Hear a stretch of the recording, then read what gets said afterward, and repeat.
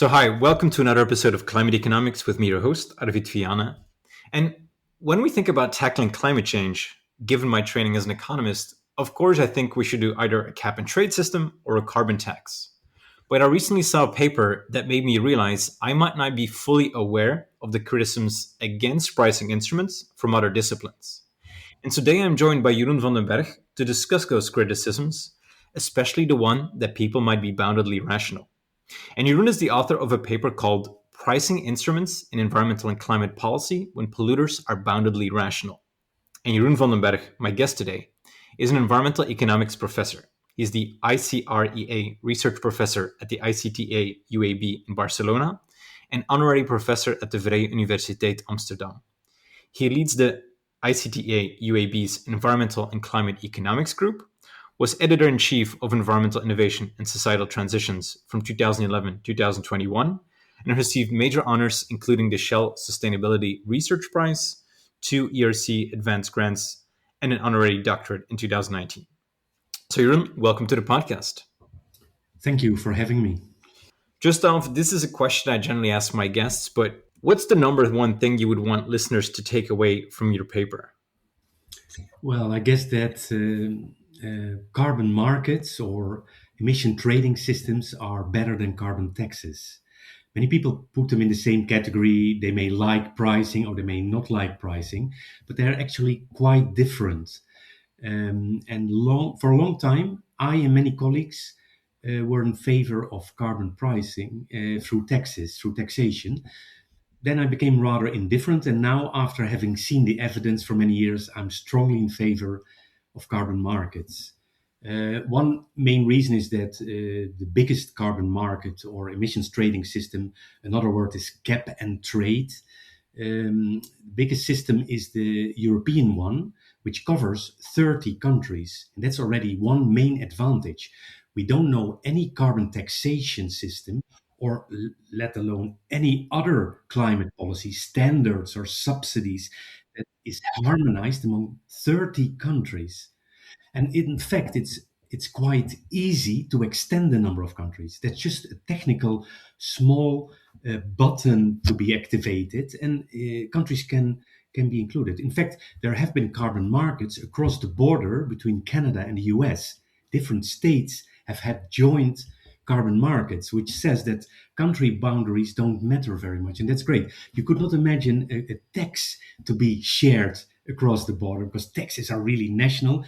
They have legislation that also regulates how revenue should be used. It's very difficult to extend that beyond country borders. Another reason why I think the carbon market is very successful is that it's a system, an institution that is outside the control of governments. And take again the EU ETS, which stands for the European Union's emissions trading system. When Russia invaded the Ukraine, in the whole of Europe and in the rest of the world, many energy taxes were lowered, cut, delayed, whatever. And the only system that remained intact as it was designed was the European ETS, so the carbon market of Europe. At the national level, politicians couldn't touch it. Many right-wing politicians who may not like a lot of climate policy were not even aware of it because it's there for many years. It's a bit hidden. They're not aware of it, and that's good. That's what we need. And that explains a third advantage. The ETS is the only system we've had so far that has achieved high prices. In fact, the carbon price of the European system has already exceeded 100 euros per ton, which is the order of magnitude that we need. Maybe we need 2, 3, 400, but the order of magnitude is that. And that's very promising. With carbon taxes, that's very difficult to achieve. And if you look also at all the carbon taxes in the world, there are a dozen or so, and all the carbon markets, then it's clear that carbon markets reach higher prices generally. And that is, again, probably also because you plan that system, the cap goes down over time, the permits that you sell to emit become more expensive, and therefore the price goes up. And that is a big stimulus to reduce emissions, because the alternative for polluters is to either emit and pay the carbon price or to reduce their emissions. If the price is higher, they will go to more expensive alternatives to reduce their emissions. And that's how it works. But it also leaves freedom. So not every firm or polluter has to do it in the same way, because in some industries or subsectors, maybe it's very difficult and expensive to reduce emissions. So then this system drives the emissions reduction towards those activities where it's cheapest. And that's a fourth advantage that makes it very cheap for society to reduce the emissions. And that will mean the average cost increases of all kinds of products and services will be least if you do it through carbon pricing. This holds, I have to say, equally for a carbon tax as well. The final advantage is that we have economic growth. We have rebound, which means people save energy, but then because of all kinds of behavioral and systemic effects, they don't save so much energy, and then somewhere else energy use goes up and emissions go up.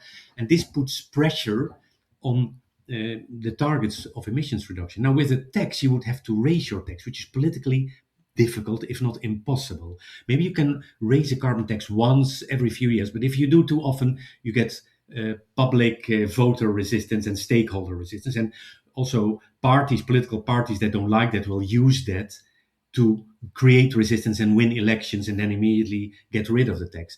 But with the carbon market, if there's more pressure on the system, the price will automatically go up, because the price will result between demand and supply. And if there's more demand for emissions permits, its price will go up. And nobody has to control that. No politician has to decide that.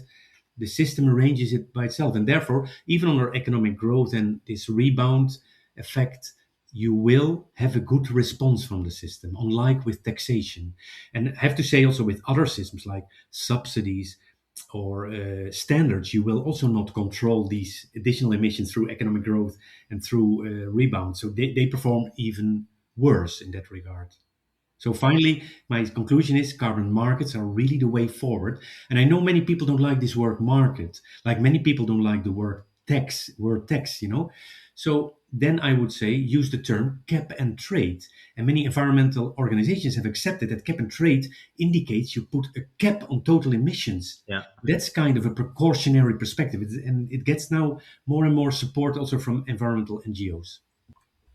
I think this maybe goes beyond the paper. One thing your explanation made me realize is with a cap and trade, there's just a lot more automated. Like you said, there's no need for politicians to raise the tax and because of its shift in economy and or circumstances. It just like happens automatically based on demand and supply. And then the second thing I took away is it's sometimes, I don't know, more hidden in the sense that, it's there, but people are somehow less aware of it. So because it will have generally, for a given cap and trade with a carbon price will have the same impact as in the carbon tax. It's just somehow people are less aware of it. I hear you say, or is that so? This is a couple of points. I don't know if you want to. Yeah, no, I'll respond to that. Yeah. Yes.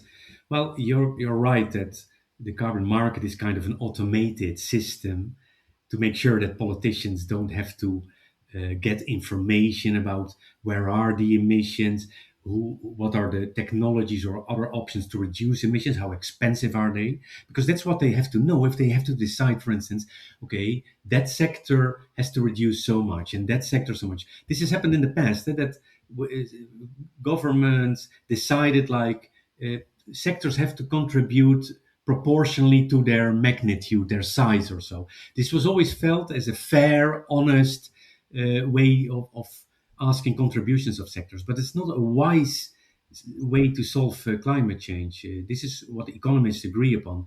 Because if, for instance, you would say agriculture contributes only 5% to emissions, and therefore to emissions reduction, it also has to contribute 5%.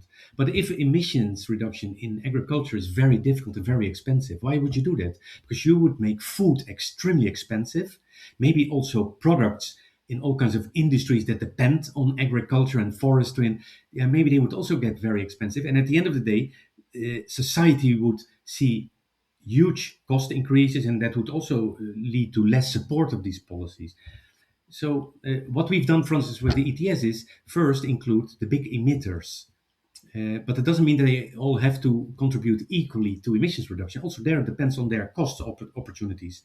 And so this now increases the cost of metal and paper and fertilizer. And we don't know exactly how it will affect our final goods and services. But that's also not necessary. We don't want it. But if you would have a carbon tax on the products that you would buy, what would happen is that even firms at the end of the chain, they would start advertising this, saying we're not responsible for this part of the cost. It's not what we want. It's not what we want at all. So, and then finally, the bounded rationality is an issue also. This is what we focused on very much in that new paper. So I think few people have realized this. So this is quite innovative. That if you have a carbon tax and you don't get a good response because people are habitual, for instance, or they're not so rational and they don't see the cost so much, well, then you get a smaller response in emissions reduction than you would have hoped for. But if you have a carbon market, yeah, then if the response is not sufficient and you exceed the ceiling almost, then the price will go up until you stay in the ceiling as a society. So the market automatically corrects for any bounded rationality that reduces emission reduction, and therefore, yeah, it's a more robust way to deal with bounded rationality. That's quite interesting because everybody agrees now in all the social sciences, also in economics, that bounded rationality is not the exception, it's the rule. And there is a lot of talk about that, but that talk goes a lot into yeah, behavioral responses. Like we need to change the default. The default option that people see first should be green and not dirty. And now it's often the other case. You go to a shop where they sell cars. They should first inform you about electric um, well, those kinds of vehicles, and then later combustion engines. But now probably it is different, and that's not what we need. But I'm perfectly in favor of that. But what is more important in my view, carbon pricing is the essence, in my view, of the solution to climate change. And then we have to know what type of carbon pricing is better to deal with, to respond to bounded rationality. And for me, that's carbon market. So this is, I mentioned already five advantages of the carbon market. This is the sixth one. Well, that's quite a convincing list. Six advantages. I agree with you that sometimes, behavioral economics has become very popular, and it's all like, what is the nudge? What is the default? Incentivizing to, for people to reduce electricity by giving them more information. But ultimately, having the cap and trade takes care of a lot of that because you've set the cap. I think your strong point is no matter how people behave, the cap is an upper limit for firms who are very rational, and there's a limited amount of emissions. So it will impact the price such that the cap is maintained. I'm thinking now of the specific example of your paper where people were giving information of how to reduce their electricity, but then it doesn't stay. So there's like a lot of work that sometimes needs to go into it, but not always like a clear cut return on those behavioral nudges. Yeah. Now it's interesting that you say I'm looking at an older paper in which I discussed all these behavioral interventions, and we identified there six types of behavioral problems. And I have even an idea now for a new paper because we never interacted these six types of behavioral problems with pricing, carbon pricing, but I think they could have a link because in this paper we were focused very much on behavioral instruments. So one was, for instance, inattention, and then you could use energy efficiency labels, life cycle information to create more attention. But if you have a carbon price, if the price is sufficiently high, it will draw attention because we know that price information dominates in people's behavior. If the price is very low, not, but if the price differences between a clean and an alternative good become very large, attention is there. There's no doubt about it. Another is mental accounting, that people have certain budgets mentally for dealing with environment or efficient energy efficiency or a car or whatever. But again, if you have a high price, then you can change that mental accounting also a lot because people will be aware, like, hey, I'm running into limits here. I have to rethink. Um, well, defaults, I think with defaults, it's absolutely good to do that. But again, if the default option is now the dirty one, and it gets relatively more expensive because of carbon pricing, that automatically also moves attention towards the non-default option, that is the cleaner one. So I think that also with pricing again, the default bias will be less. Then you have present bias. So, for instance, people invest in an efficient car or a new heat thing that's more energy efficient, but the benefits are in the future. Well, but if you have a carbon price, then they realize their energy bill is high. So then also they realize more clearly that the benefits in the future could reduce a lot. So again, I think also even this present bias can be improved a little bit with carbon pricing. And finally, we had peer influence. That's another category that people are very much influenced by others. Some people categorize that under bounded rationality. Others say that, well, it's not really bounded rationality. You cannot get to all the information in reality. Sometimes it's very informationally and timely efficient to use information coming from other people and trust on that. Um, and what is interesting is that this social interaction and peer influence can be very complementary to carbon pricing. Because if with carbon pricing, you can change the behavior of, let's say, 30% of the people, the first movers in society, and the other 70%, maybe some of the people will not move easily, and half of those, they are very socially sensitive, then maybe because of that, the combination of the carbon price and the social examples they see, maybe they go also overboard. And then maybe you have at some point more than 50% of the people that have changed their behavior. And that will trigger the last bit of people. And then you get kind of a quicker transition. So we have a paper on that showing that. And the advantage is also that you need a lower carbon price if you have this reinforcement through social interactions. We call that the social multiplier. I also have a recent paper just published last week, which is extending that to the cultural multiplier, because social interaction is one thing, but people also feel themselves sometimes as part of subcultures. And so it's a little bit more complicated. With social interaction, the idea is that you look at, for instance, you look at your neighbors and you see that your neighbors all have solar PV. That influences you, and you think maybe I should do it as well. But the cultural multiplier is broader. It's like, okay, you share a lot with other people. So you have a lot of similar consumption because you eat vegan, you don't drive a car during holidays, you do low carbon initiatives, and so on. So your community is like that as well. So you get influenced in a cultural way. So that can also reinforce the effect of carbon pricing, or even allow lower carbon prices, which is an advantage because it's easier to get support for that.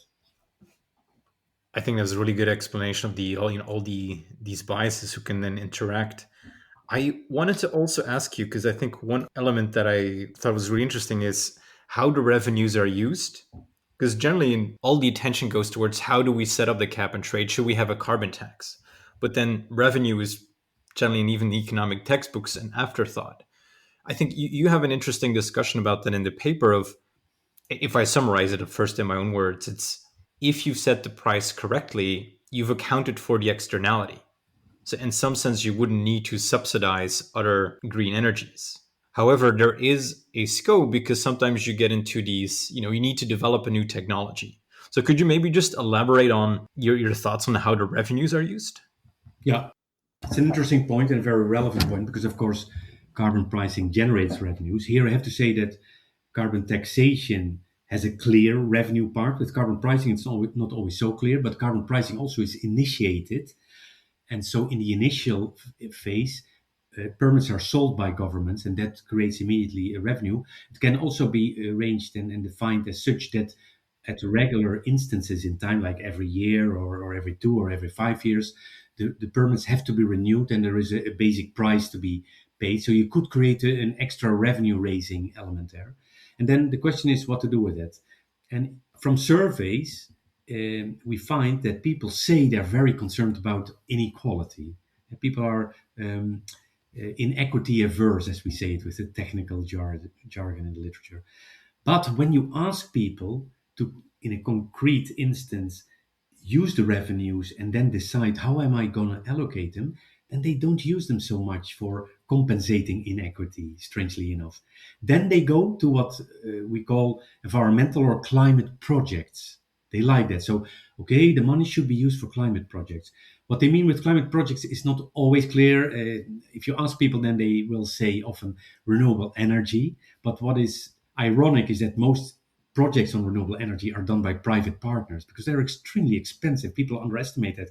I mean, the tax revenues from carbon pricing would not be sufficient to invest a lot in renewable energy. So people underestimate that really. And people refer to sometimes, oh, New York is investing in renewable energy with the new mayor, there's plans. But if you look at the future needs, it's probably going to be 5% of all energy. So that's not really impressive, you know. Um, and why do people come with this idea of climate projects? Well, we haven't sorted that out really, but our guess is that many respondents think that the important reason for carbon pricing is to raise revenues and then to use these revenues to solve the climate issue, to reduce emissions.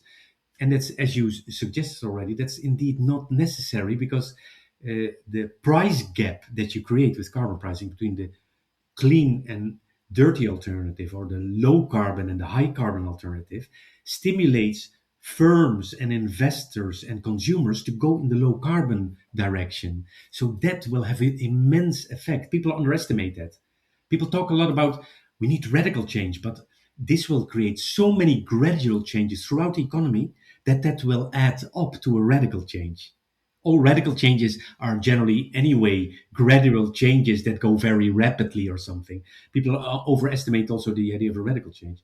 But somehow people want to use that money to reinforce more change. And I understand that.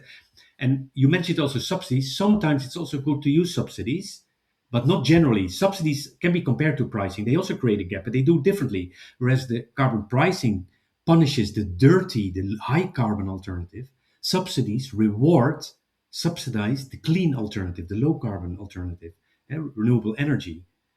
And what we've seen is that it doesn't work always so well. For instance, there's a study in Nature Energy, an important journal nowadays in our field, and it looked at 50 years of renewable energy in many countries, main countries, and it discovered that only 15 to 25%, depending on whether you looked at electricity or broader categories of energy, only 15 to 25% of that renewable energy substituted actually for fossil fuels. The remainder just uh, met increasing demand for energy. And that's quite shocking. And to some extent, that is due to energy demand rising a lot, but it's also due to the fact that we don't punish fossil fuels and that we reward the clean alternative. And that's no guarantee for the substitution. And carbon pricing would do better. It doesn't mean I'm against subsidies, but I am critical of them. I think we should use them to create a good market. For instance, if you look in Germany, Germany has subsidized renewable energy over the last 2 decades with maybe, I don't know, there's different estimates, 50 billion euros. There's an order of magnitude. It could be a little bit less, a little bit more. Many experts now say if we would have spent that money on innovation, my God, we would be much further. What we did actually at that time, with all good intentions, was trying to diffuse a very immature technology of solar PV to a large population. And it was just too early. Of course, it's also not good to only innovate and not create a market because the market has many difficulties and barriers as well. If you look at solar PV, they have to be produced, companies have to sell them, architects have to take them into account, etc. There's a lot of issues going on. Governments, local governments have to accept them, etc., etc. So there could be problems if you have the perfect technology, you want to bring it in the market, then you get a delay. So you need to create a small market with subsidies, but I think we're beyond that now. We're far beyond that. So I think subsidies are not necessary anymore. I think it's a really good point that first of all, I think you might have solved one of my open questions, which is why do revenues of carbon cap and trade always go to renewable projects? But now I get that politicians might do it because that's kind of what voters expect them to do in a way. If we just think of politicians as responding to the demands of voters, they almost want to use the revenue for renewable projects because that's what people think the revenue is for. If I rephrase it, it's Mhm, almost they mhm. don't see the fact that the cap and trade is the solution. Because what we've seen in Europe is that the revenues of the EU ETS, they used to be like 50-50, that like national states could use 50% of the money how they wanted and 50% for climate projects. But now I think it's changed that now like you have to use 100% for these climate for the further transition. Yeah, indeed. Well, that's because I think that requirement comes from the fact that everybody's frustrated that we're not solving climate change. The best way would be to raise the price more, but of course, EU is limited because it's an open region and it will be competed away by other regions if it doesn't protect itself. And it's doing that now with the border tariff, the CBAM, the Carbon Border Adjustment Mechanism, which is not really in place. It's being experimented with. Um, but just to add to what you were saying, from a traditional economics perspective, these revenues from carbon pricing should be given back to the taxpayer in a neutral way, like a lump sum. Now, there are not really lump sums. Lump sum for, is a technical word, so that means it doesn't have behavioral responses. Now, that is almost impossible, but still, you could give it back in through the income taxes, proportional. If you would do it as a uniform lump sum to everybody, it would be regressive because the poor would households would get relatively much, the rich less. You could do that if you want to redistribute, but if you don't want to redistribute, you wouldn't do that. But we are far from that thought. So that basic economic thought that you should give the revenues back neutrally, that's not really followed up. And yeah, that's how our society works. You have to give political have to get political support, public support, voter support, but also many people in the Parliament of Europe probably don't know this theory, so they're not aware of that. Yeah. Yeah, it's almost I recently read a whole paper discussing everything about the ETS, like the framing, the setup, everything. But then there was nothing about like, or just like always, usually one or two lines about how the revenues are used. Well, there is good thinking. There is a good paper in Nature Climate Change, how to make.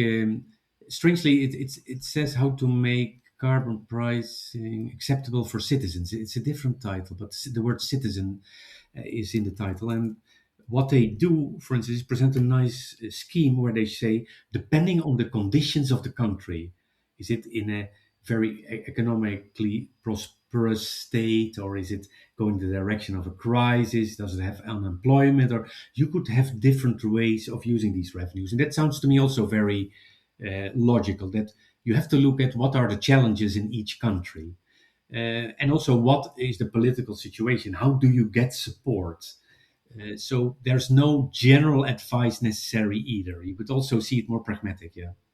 And that makes me think of another interesting point that you raise in your paper, which is most people think of a carbon tax as regressive, but you in your paper point out that's not necessarily the case for every country, that in some countries it might be progressive. Could you talk about that? Yeah. Well, it's clearly, it's especially the case, this progressive nature of carbon pricing for poor countries, where a small proportion of the population has a luxury lifestyle and therefore uses a lot of energy, whereas most people, or many people, they don't even have access to electricity. They burn stoves based on collecting wood in their neighborhood, in their region. And so these people will not be affected by carbon pricing.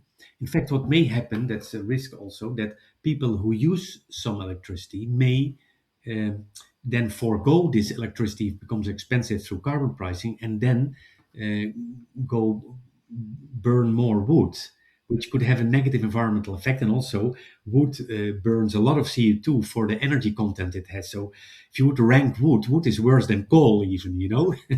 So, yeah, developing countries are in a very special situation. Now, for rich countries, the story is more complicated. There have been studies done for Europe which also find that the carbon price was not so regressive, so relatively bad for poor households as it was expected to be. And that's maybe also surprising, or could also be that rich people may be rich, but maybe don't consume in our society so much more energy than poor households. That's one reason. Um, the the other may be that people maybe are not so poor, that even poor people can still pay their basic needs, and this leads to a difficult debate also. So sometimes we're saying that we have to really protect the poor households, but poverty is a relative concept. So does it mean that everybody should be able to drive a car, or should every household have the right to have two cars, even, which is quite common nowadays? Should everybody have the right to have one flight by plane or multiple plane flights, as many people have nowadays per year? So, are you poor if you cannot have only one car and only one flight? Almost in our rich societies, if you really cannot pay more, eh? If you really, but you, if you then do that, and there's a carbon price, maybe it will be impossible for you to do it. So then we would say the carbon price is regressive, but is that really something to be worried about so much? These are sensitive issues because you're talking about ethics and it's very subjective. So I don't have a strong opinion on it, but I see that people are afraid to touch upon these issues. Then maybe going back to the criticisms against pricing instruments. So because the EU ETS has been in place now for a while, we're thinking about the EU ETS too. Just like you mentioned, the carbon border adjustment mechanism is coming into play. Like we're really seeing this trend in Europe towards using the pricing instrument. What do you think has shifted the narrative, if I could call that? Feel free to correct me, because it seems like there's still criticism out there, but then we're now generally just seem to be moving towards more pricing in Europe. What would you think is behind that trend? Well, I think in Europe the situation is very different than in other parts of the world, and between Europe and the national member states, it's also very different. So you see that Europe has completely embraced the carbon market. It's presented in all contexts as the core, the essence, the pillar of European climate policy. And other studies also show that this pillar is the strongest element of ultimately of the national policies. In some countries, you see that next to the ETS, the emissions trading system or carbon market of Europe, there are some carbon taxes. But these are usually having a very low value, and often they are also substituting existing energy taxes like fuel taxes, which is good, eh? But it doesn't mean necessarily that they create so much more tax pressure to change behavior necessarily. But it's certainly good, and I think I would invite all country governments to replace existing energy taxes by carbon prices or taxes. For many people, the difference is not clear, but now we have, for instance, fuel taxes, and these fuel taxes have no relationship with how much carbon there is in the different fuel types. So you could have gasoline, you could have diesel, you could have other types. There's no application for the carbon content, and it's clear. This is also something that many people don't know. Diesel, for instance, is cleaner in CO2 emissions because it's more efficient. If you look at I've looked a little bit also at if you look life cycle emissions, if you look at different car engines and so on, then diesels are like 5% cleaner in emissions than gasoline cars. But the problem of diesels is local emissions, so they have more black dirt as emissions. So if you drive a lot your diesel car in the city, in urban context, then that's not good. But if you drive a lot on highways, then it's probably better to use a diesel car than a gasoline car. I'm saying this because diesel has a bad reputation now, and I think it's not completely justified. I think it's really, but okay. It's again, like you say, it's if you change the general tax not related to carbon by one that is related to carbon, then these things just get internalized. Because I've been following the carbon border adjustment mechanism now, and it just seems a very intellectually challenging challenge to like just how much emissions are happening abroad along the value chain and then accounting for that. So it's a massive exercise, but once you've done it, then all the rest will just happen automatic along the chain, which I think Absolutely. is Yeah. just the brilliance of it. So Well, I have to say also what the EU is now doing, creating a protective border around its system in form of the CBAM, the Carbon Border Adjustment Mechanism, the Carbon Border Tariff. It's not a perfect solution because what they have to do is estimate roughly how many CO2 emissions are generated by production of imported goods. And so you can never know for sure how that is.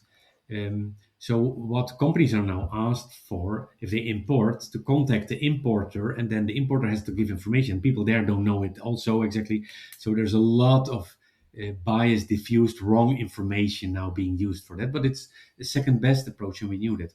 The better solution ultimately is that the EU expands and that the EU invites other countries to become a member of its system. In fact, this has already happened because a few members are not of the EU ETS are not EU members. So they're outside the EU, but they're part of the EU ETS system because that system allows that, and there's no limit to that. Now, these are countries that are very close, small, Liechtenstein, I don't know, Norway, the third one, what could that be? Switzerland, I think, is Switzerland, maybe. Could be, I think it's Switzerland, yeah. And so, makes sense, but you could go further than that. You could ask the UK, you could ask you could even go as far, I have a paper on that, you could even go as far as ask certain states in the in the USA. USA as a whole is not possible at the moment, but states that border with Canada, for instance, and states at the East Coast and West Coast, they, first of all, are more progressive and they also trade more with the rest of the world. And the EU is a big trader for them. So for them, it could be economically even more logical to be part of the EU than rather than paying this carbon border tariff. So maybe it's even the case that some countries will ask to become a member of the EU.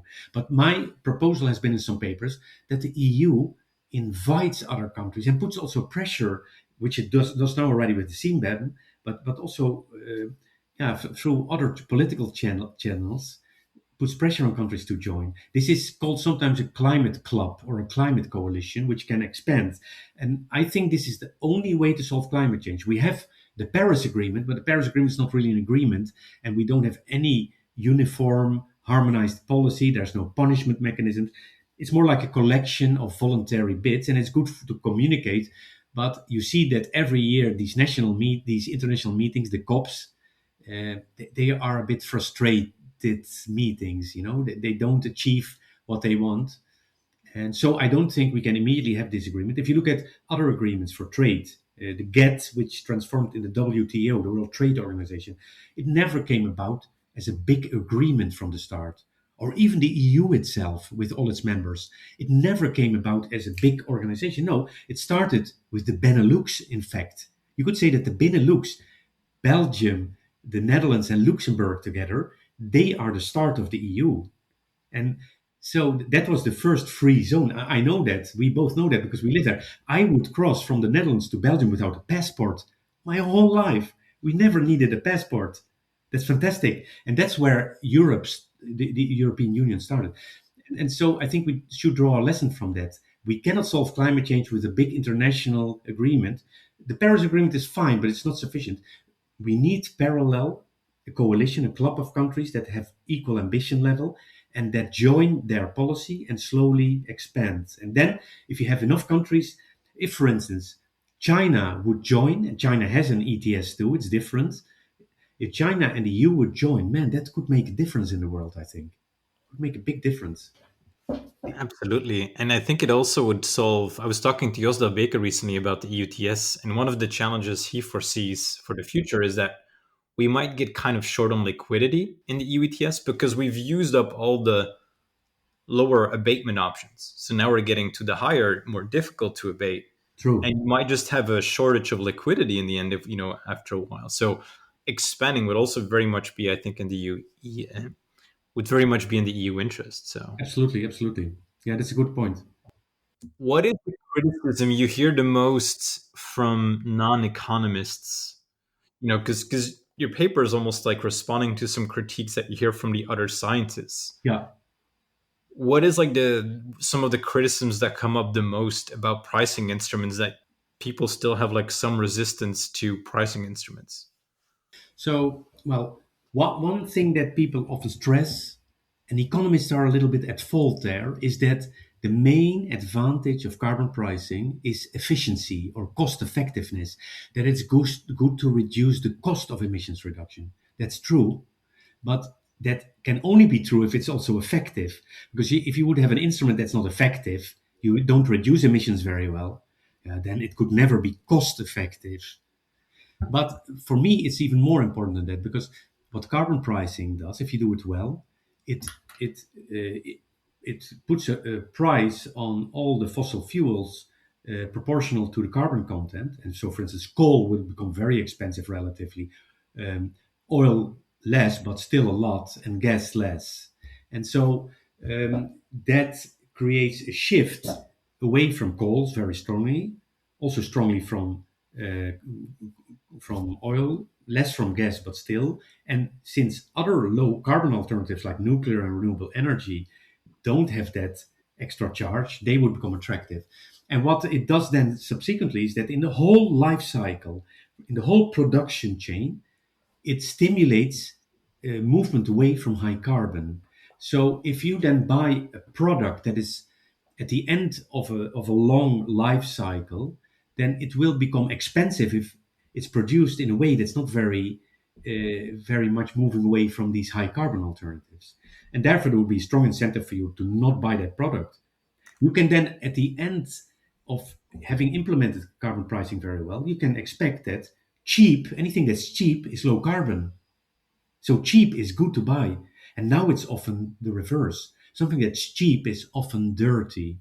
And so we shouldn't make it more difficult. I don't believe in altruism or changing people's behavior, that we're going to sacrifice a lot for the environment. People may buy green electricity at a little bit higher price, but not too much, because your computer or whatever in the house uses electricity will not run better on green than gray electricity. So we are willing to buy a lot for mobile phones. I'm surprised. Some people buy mobile phones for 900 euros. Why? Because they have functions and services that are fantastic. But green electricity doesn't do anything new. It's just there's a different process behind it. And people have a limited willingness to pay for that. So for me, the effectiveness of carbon pricing is guaranteed. And with, for instance, standards and subsidies, that's not the case. Because if you subsidize solar PV, what will you do? You will buy solar PV at some point, maybe, but what you will still try to buy the ones that are cheap from China, which are dirty because there's no carbon price on it. And in China, they make them with coal-based electricity. I tried to buy many years ago my solar PV from Germany because I had seen from studies that it was the cleanest in the production. And then it was so difficult to find because many of them that were sold in Spain, I live in Spain, they finally were produced really in China. So finally, I bought mine from South Korea, which is based on nuclear energy, which is also low carbon. Don't have a problem with that, you know? That's awesome. Yeah. Yeah. So effectiveness is for me something that is guaranteed by carbon pricing, not by standards, not by subsidies. I think that would be a great way to conclude. I think with that. I have one more point, if you Yeah, like, yeah, which I of want to course. say because you asked me. Yeah. So that's related to free riding. So I also like to stress in my lectures, it's a bit technical issue, but I think it's extremely important to understand why it's so difficult to solve climate change. So climate change is difficult for many reasons to solve. It's a very abstract problem. Nobody has seen CO2. We have to believe that. We have to believe the experts, the scientific experts, my colleagues from chemistry. Um, my daughter is a chemist. She should know, but I think she hasn't seen actually CO2 too, you know? So in a we're in a system of trust, from scientific trust, and I have that trust. But still, for citizens, voters might be difficult. It's also difficult to move away from climate change because uh, our energy use is completely still dependent for 90% or 85% worldwide on fossil fuels, and there's no quick way to replace them. Also, renewable energy is not so problem free as some people want to sell it. Yeah. Most of the renewable energy is still being produced with fossil fuels. But the most important problem, and that's often neglected by many citizens and laypersons, is that climate change is a so-called free riding problem. That has to do with the fact that climate is what economists and psychologists call a public good. And that means you can enjoy it with many people together. That one person enjoys it doesn't mean you can enjoy it less. But also, if you don't contribute to it, you can still use it. You don't have to contribute to it. If you don't reduce your emissions and other people do it and the climate gets better, you enjoy that better climate. So, and that invites for free riding, and that's what we see. Individuals are not willing to sacrifice too much. People talk nicely. People say, I recycle, I buy ecological products, but I'm not getting rid of my car. That's too difficult. I'm not getting rid of my holiday by plane. That's too difficult, you know? And so we see a lot of free riding, and the free riding can be countered by carbon pricing because what pricing does is put a cost for everybody on the dirty alternative, and therefore it will be easier for people to move away from it because you get an incentive to move away from the dirty, costly alternative. So carbon pricing is a solution to the free riding. But many solutions from people who don't like pricing or markets or taxes, they don't stop the free riding. So subsidies, they don't take the free riding away.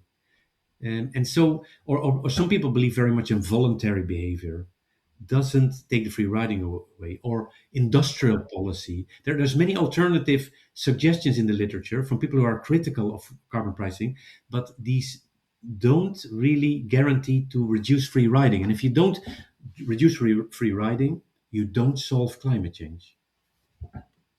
I think that was a really good one. I want to give you big thanks. I think I've really enjoyed this conversation. I've learned a lot. So, it's like from this paper, but there's so much behind it and so much thought. So, just want to say a big thank you for coming on. Well, thank you very much, Arvid, for your good questions and your deep knowledge, because it's nice to have an interviewer who really is very well prepared and understands the issues very well. So that helped me also to give good responses. So thanks very Thank much. you. Thank you very much.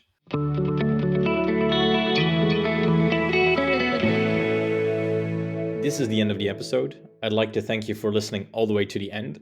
And if you have any advice on how to improve the podcast or advice on future guests or episodes or ideas, please let me know. I'd love to hear from you. Thanks so much. Have a great day.